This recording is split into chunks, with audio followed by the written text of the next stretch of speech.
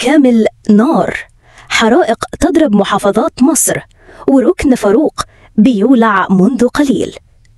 مصر كلها شهدت خلال ال24 ساعة اللي فاتوا موجة نار كبيرة وصلت ل6 حرائق ضخمة، واللي خلت المطافي والإسعاف تستنفر عشان تسيطر عليها وما تخليهاش تنتشر.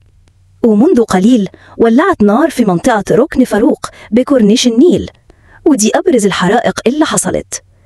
مصنع منظفات في الروبيكي ببدر، حريق كبير قوي، والمطافي دفعت ب10 عربيات و4 خزانات مية كبيرة عشان تسيطر عليه. ومحل في الشيخ زايد الخمائل، دخان كتير في سما المدينة بسبب نار في محل جوه مول تجاري، والمطافي قدرت تسيطر عليها. مخازن ورش سكة حديد بالزقازيق، المطافي قدرت تسيطر على النار هناك من غير أي إصابات.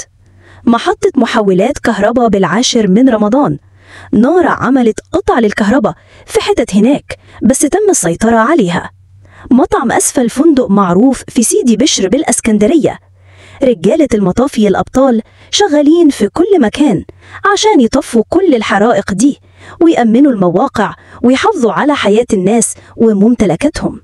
تحية طيبة لجميع رجال الدفاع المدني ووزارة الداخلية.